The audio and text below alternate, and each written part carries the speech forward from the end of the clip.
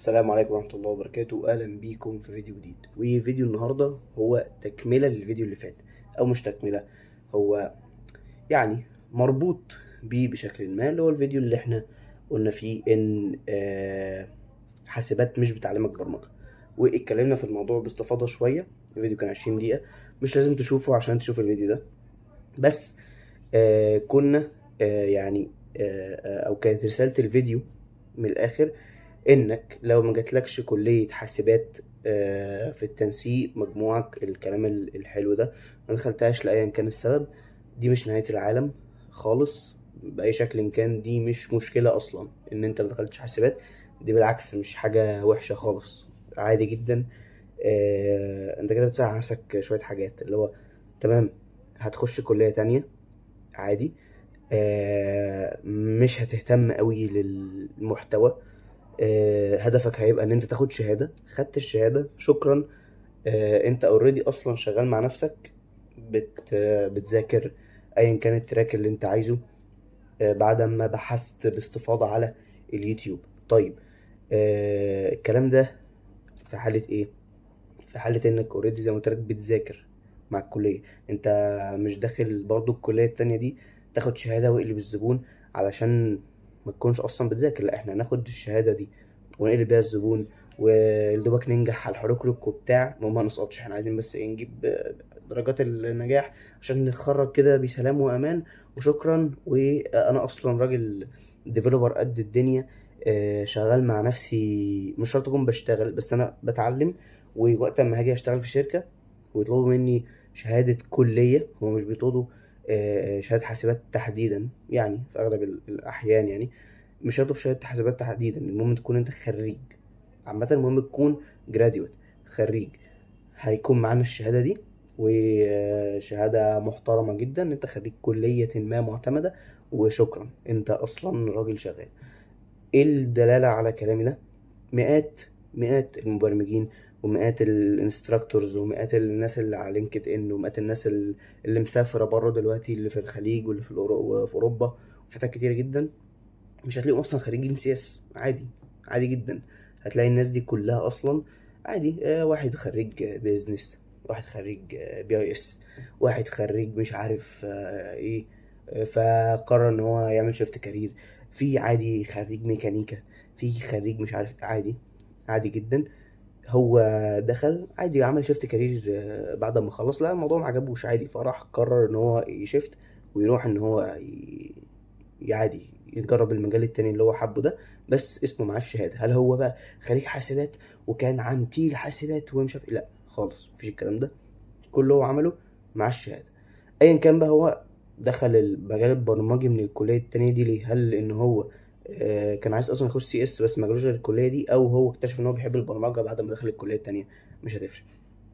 فده كانت الرساله من الفيديو اللي فات. طيب فيديو النهارده انا جاي هقول حاجه واتكلم عن الفيديو اللي فات في بعض التفاصيل او بعض التعليقات بتاعتكم. بس خلونا الاول نتكلم عن نقطه الفيديو بتاعت النهارده، وهو انك مش لازم او مش لازم، حاسبات، كليه حاسبات لا تستحق تماما ان هي تدخل في جامعه خاصه تماما. خليني اقول لك او خلينا نتكلم الموضوع بالتفصيل اكتر. انا بقول ليه حاسبات لا تستحق ان هي تتدخل في جامعه خاصه.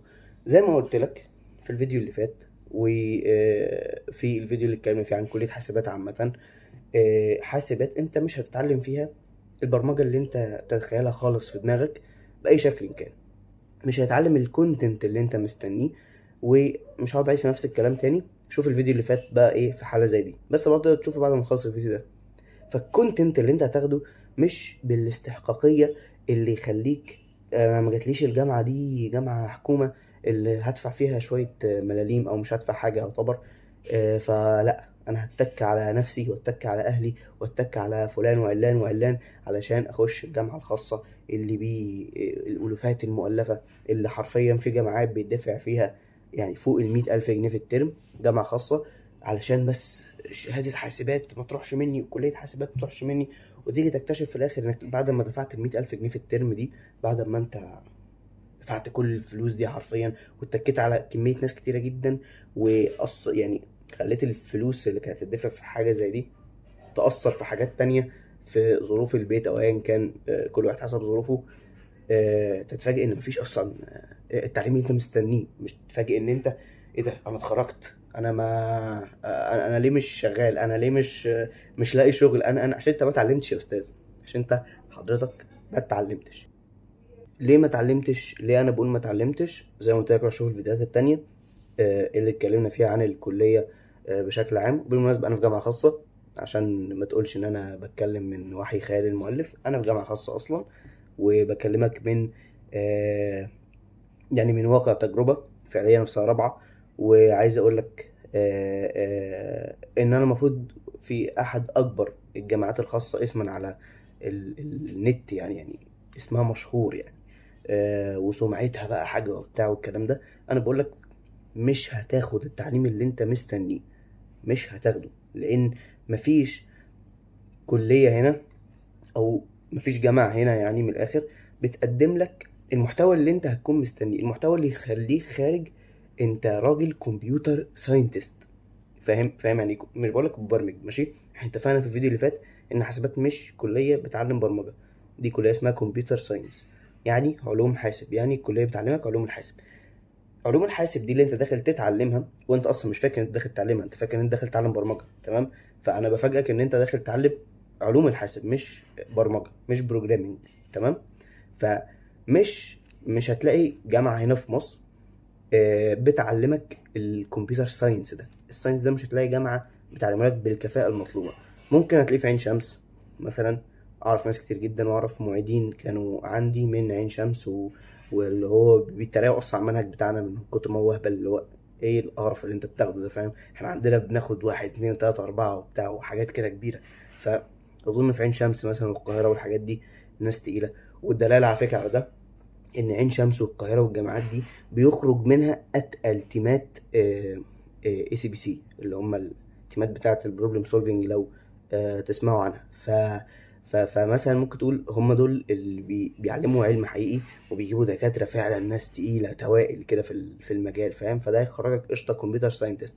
لكن صدقني مفيش جامعه خاصه في مصر كلها، على الاقل في مصر كلها، هتخرج كمبيوتر ساينتست فاهم بجد. انت هتخش بمنتهى البساطة، تخش تتلصق كلمتين تبصمجهم، تخش ارمي في الامتحان يا باشا وشكرا، نجحت، خدت الدرجة بتاعتك، جبت ايه بلس، بقيت شطور. هي دي الجامعة الخاصة عامة. فهل انت شايف ان ده حاجة تخليك تدفع الآلاف المؤلفة دي كلها علشان بس تاخد الهبل ده كله؟ لا، خش جامعة تانية يا باشا، في أي كلية خش بيها اي اس، هي اقرب حاجه لينا يعني. بل بالعكس مربوطه بالبيزنس، ودلوقتي الدنيا كلها ماشيه بيزنس في بيزنس في بيزنس، ودي حاجه جميله جدا على فكره. فتقدر تخشها، ومنها مش هتركز قوي في المحتوى، برضو اللي بالزبون. وذاكر يا عم كمبيوتر ساينس مع نفسك، يعني ذاكر برمجه مع نفسك، ذاكر التراك اللي انت عايز تخش وتشتغل فيه مع نفسك، بس الموضوع بسيط جدا. هي دي الزتونه حرفيا. لكن هل حاسبات تستحق تاني، هل حاسبات تستحق ان هي تدخل جامعه خاصه؟ لا. تستحق امتى ان تدخل الجامعه خاصه؟ ماشي، انا ما عنديش معرفه بجميع الجامعات الخاصه اللي في الحياه يعني، ولكن تستحق امتى تدخل جامعه خاصه؟ لو شهادتها مميزه في شيء ما، لو شهادتها مميزه في شيء ما، والشيء ده انت شايفه اللي هو ده هينفعني والله في العمل في الخليج، ده هينفعني في العمل في اوروبا، ده هينفعني في العمل في امريكا، ده هينفعني في مش عارف ايه. الشهاده دي معتمده من الجهه البتنجانيه اللولبيه العلانيه اللي لو انت شايف ان الشهاده دي كده، والشهاده دي فعلا كده مش مجرد اسم برضه وخلاص، ولقب هم شارينه بفلوس ويقلب الزبون وبتاع، وفي السوق محدش بيهتم بالكلام ده، خش. ساعتها خش، هتتحمل المسؤوليه، هتدفع تمن الشهاده دي كتير، وبرضه مش تاخد العلم اللي انت مستنيه، ولكن انت بس ايه، خلاص انت ربنا الحمد لله ميسر عليك شويه وايه، وسامح لك ان انت تقدر تاخد الشهاده دي. خش وادرس في الجامعة دي، ما تستناش العلم الغزير، ما تستناهوش، ولكن تمام في شهادة في الآخر أنت هتاخدها، تبقى حاجة كبيرة جدا، وتبقى شهادة معتمدة دوليا وكل الكلام ده. بس آه، ده اللي كنت عايز أقوله الصراحة لما يخص الموضوع ده. عايز افتكر لو كان في حاجه في الفيديو اللي فات في التعليقات انا ما ردتش عليها باستفاضه. بس عامه كان في ناس بتقول ان انا كنت بتكلم بسلبيه قوي. انا ما كنتش بتكلم الصراحه بسلبيه، كنت بقول الحقيقه، الحقيقه فقط لا غير. والله هي دي الحقيقه اللي بتحصل جوه الكليه فعلا، ولو انت جوه الكليه هتعرف الكلام ده. وتاني، اللي كان بيقول لي لا مفيش الكلام ده، حاسبات بتديني علم وبتحطني على اول الطريق واول السكه ومش عارف ايه، وكجامعه خاصه برضه هتحطك على اول السكه والكلام ده. معلش، انت مش بعد ما تدفع كل الفلوس دي اكيد اكيد انت مستني الجامعه دي تحطك على الاقل على اول الطريق؟ ومعلش، الجامعه دي يعني لو انت دفعت فيها كل الفلوس دي ما حطكش على اول الطريق، انت كده في مصيبه يعني، فاهم؟ وبعدين ولو برضو ولو انت اتحطيت على اول الطريق، جميل، دي مهمه حاسبات عامه، او دي مهمه الكليه بشكل عام يعني. دي مهمه الكليه ان هي تحطك على اول الطريق. انت لو ما حطيتش على اول الطريق بسبب جامعه خاصه، فانت كده في مصيبه. ولو اتحطيت على اول الطريق، فانت اتحطيت على اول طريق طويل مفيش فيه مرشد، بس انت اترميت كده على اول الطريق من غير مرشد يرشدك في السكة دي. انت مش هتعرف تفلح عادي، وهتبقى تايه بس. فتمام، ما طبيعي تحطك على اول الطريق، ما انت في جامعة بتخليك تحتك، زي ما انا قلت، هي بيئة بتخليك تحتك بكل الحاجات اللي تخص المجالات بتاعتنا. فانت طبيعي جدا هتكون اتحطيت على اول طريق اي مجال من المجالات دي. خدت لك كام مادة ويب كده، فانت شكرا بقيت على اول طريق الويب. خدت لك مادة statistics، فانت بقيت على اول الداتا اناليسيس. خدت لك مادة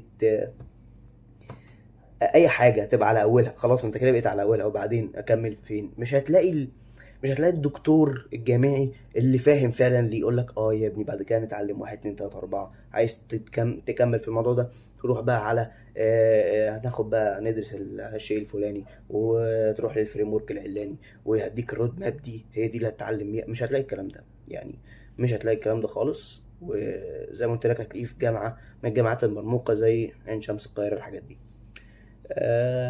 ايه تاني كنت عايز اقوله؟ مش فاكر. كان في صراحة كومنتات كتير، بس انا رديت على اغلبها يعني، فايه فرديت على اغلبها في الكومنتات، لكن كفيديو لا. بس عامة الفيديو اللي فات مهم جدا ومش سلبي خالص، هي دي الحقيقة. اسأل اي حد جوه الكلية هيرد عليك بنفس الكلام. بس بس كده، شكرا انك شفت الفيديو، و اشوفكم الفيديو الجاي، والسلام عليكم ورحمة الله وبركاته.